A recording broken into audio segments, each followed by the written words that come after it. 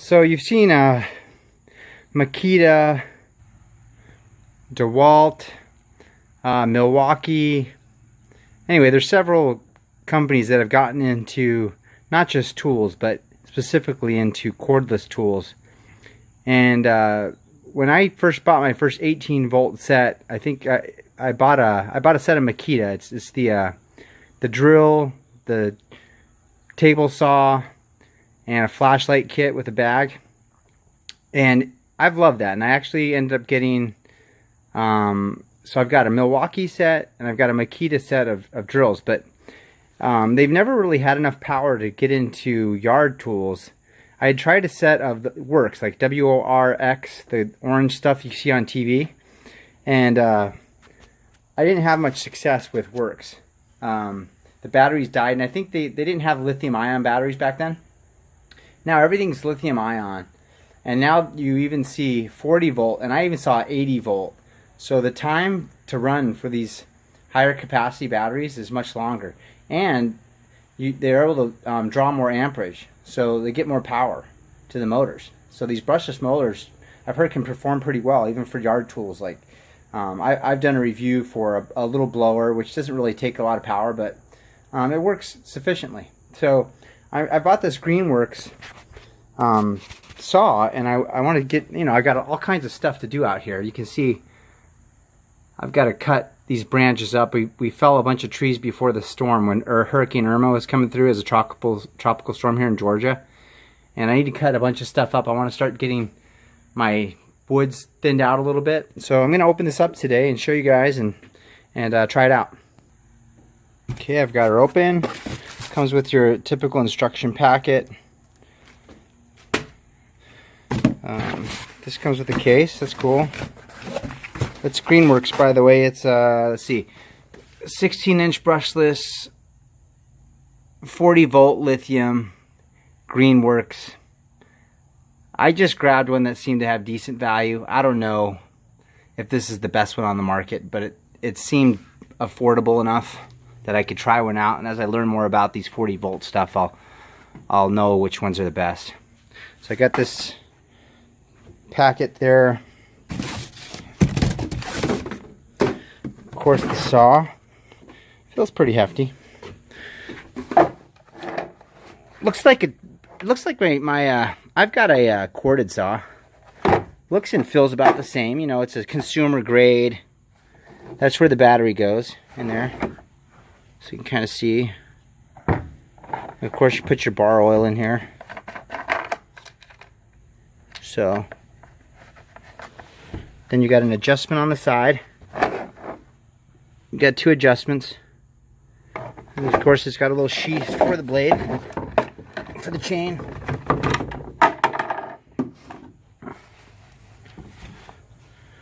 So there she is. I got a 16-inch bar on this one. There's your lock. It came unlocked. That's weird. Okay. So there it is. Anyway, I'm going to get this full of some oil and go give it a try. Okay, a couple more things here in the box. We got the battery. It's a 40-volt, 4-amp battery, I guess, 4H. I'm no expert, guys, but I know enough to get in trouble. In this box, there is your charger. So I like this packet because sometimes a lot of these cordless tools don't come without batteries or battery chargers, and I don't know why, but I guess, yeah, I really don't know why. So anyway, I always look for that. And it's got some settings on here. So I'm going to read my quick read startup manual and make sure this is charged, and then start cutting away. I'll show you some video. Okay, got the battery charging, and we'll let that baby charge up and come back and use it. This is a pretty hefty battery, by the way. It's heavy. So, and by the way, something I noticed, a lot of these don't come with inserts to mount on your wall, and I like my stuff out of the way. I like to hang my chargers on the wall in the garage, and I noticed that, I think it was with Yeah, Makita.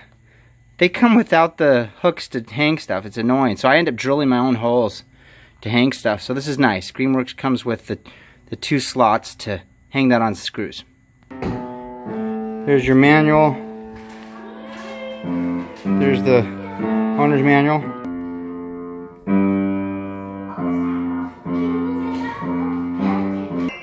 Looks like it does come with a little warranty on the battery and the charger. 4 years on the charger, 2 years on the battery. This also has a 10-year on the motor, 4-year on the tool itself, and then, like we said before, 2 years on the battery. So this just talks about the different battery types. I believe I got the battery that can run, says charge time 60 minutes, 75 minutes, 120 minutes, depending on the type, but mine said it would go over an hour, so hope it does. So this says it'll cut up to 1 quart of wood per charge, and then there's a reference there. Let's see where we're at here. Still charging. And there we are, she's charged. Let's go.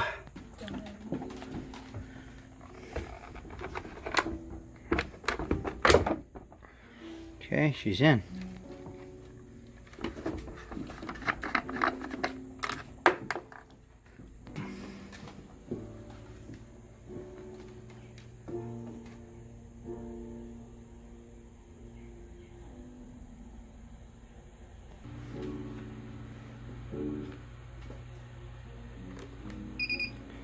She's armed. Okay. Okay, so it's got a brake here. That's the brake. That's go. Okay.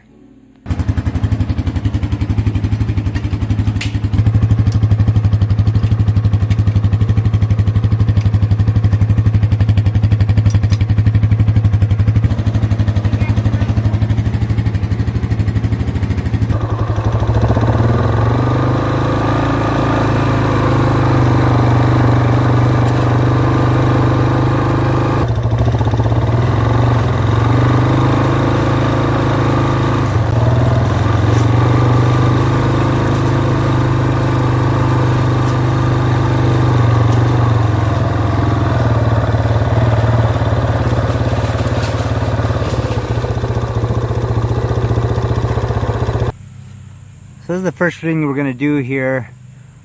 We got these electrical transformers, telephone utility area, and I really want to get this cleaned out. This is our side lot here.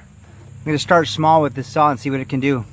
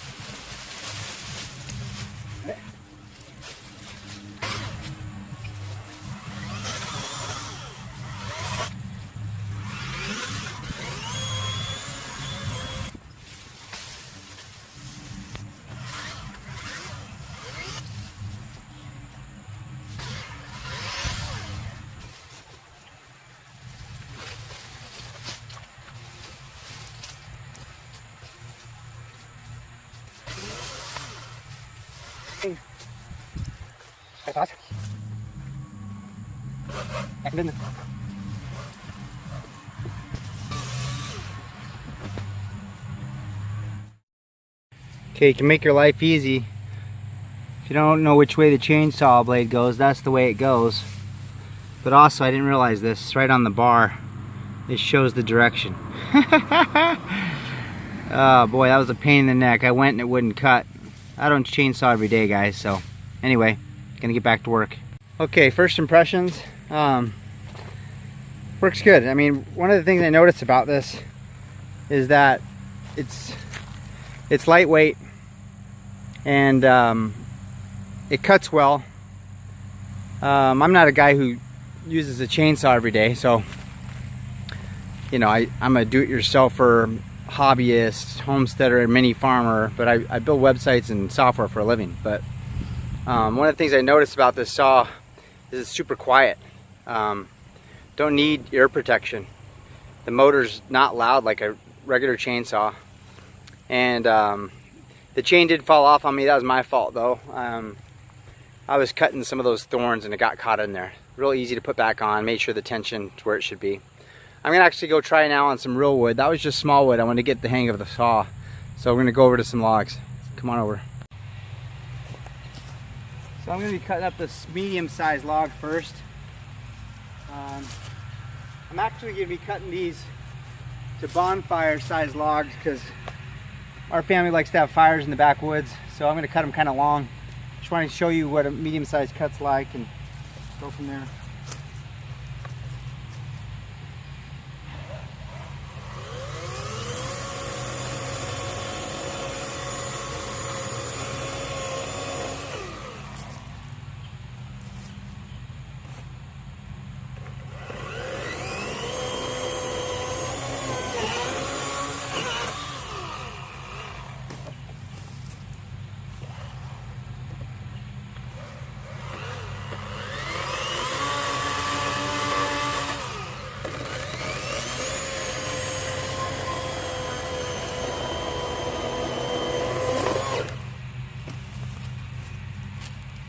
Works good.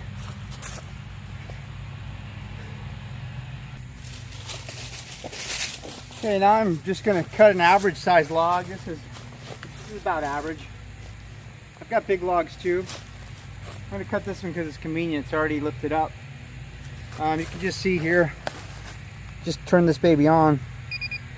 Turns on, and then this is your brake. So I've got it on, ready to go.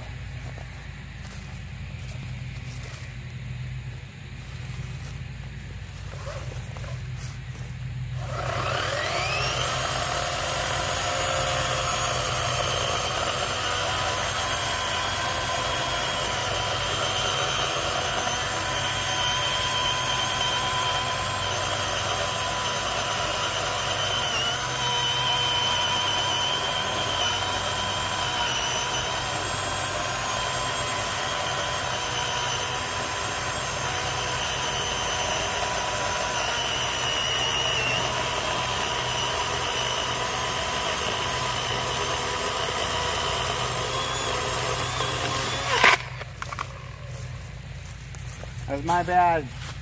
You can see my angle cut. If I would have come straight down, it would have been good. Another thing to consider is I might have the tension wrong. I haven't really studied up where the tension needs to be. If you guys have any comments or tips on where the tension should be, please write it down below. Anyway, I'm going to go do another cut. So far, this works like any other chainsaw I've ever used, gas or electric. So, doing the job. But what I'm really curious about is how long it'll last. So, after I do this next cut, I'm just going to be cutting around the whole yard, cutting off branches, and see how long it'll go before it shuts off.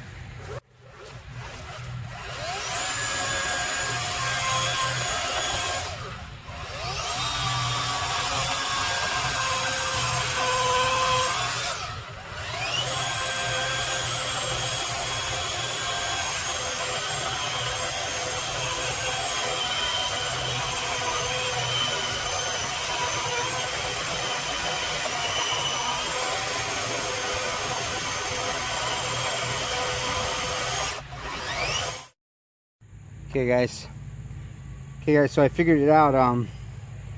When I was working with the tension earlier, I had this tightened all the way, and you can't adjust the tension with this locked.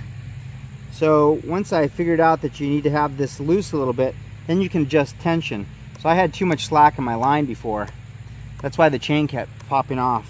So now that I got the tension where I want it, and you basically want to be able to pull on it and it snaps. I saw another YouTuber talk about how to do that. Then now I can lock it up and should be good to go. So I'm going to make some more cuts and hopefully I won't embarrass myself again with it popping off. Let's see what happens. Okay. Do a bigger log over here.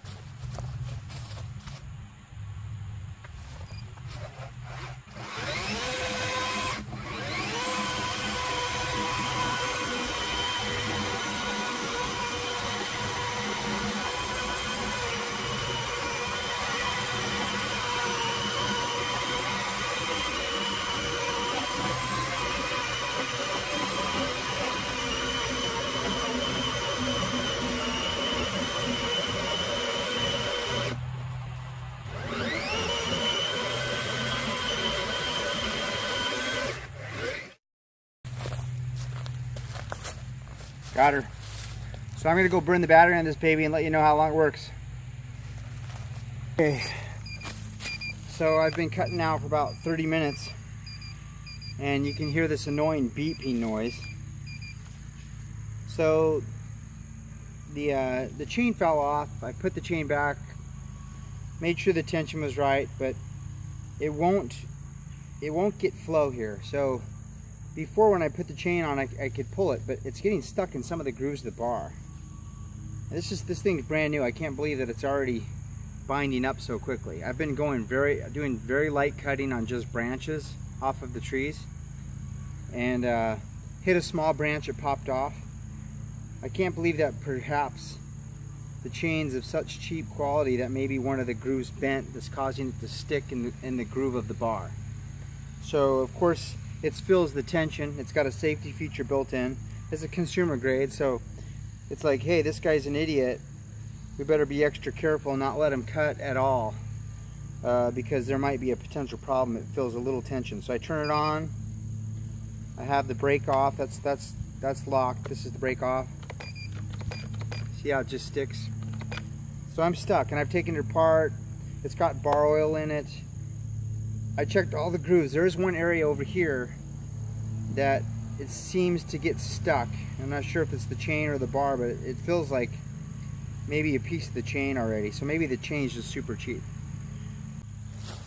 I do want to at least show you what I'm dealing with. So you can see I've got the machine off right now.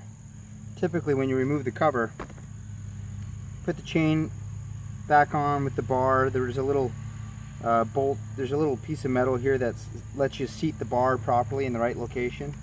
And usually you can just pull the chain and it'll just spin freely. And you can see right here. See here, it's like stuck in here. So I can get it out right there.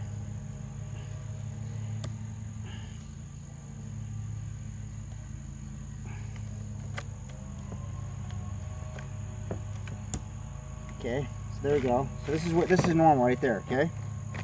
That's normal right there.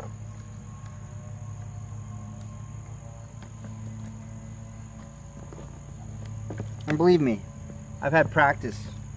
I've put on the bar now. This is my 4th time, so had some practice messing with this thing. So that's normal behavior. Right there, look at that. So normal. Maybe it is the chain. Right there, it gets stuck. If I come back here,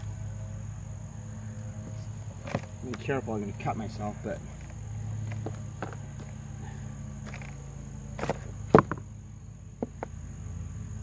yeah, looks like one of these teeth right here is bent just enough that it gets stuck in the bar.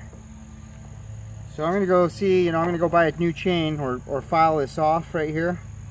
I'll probably just file that off a little bit so I can get it back in working.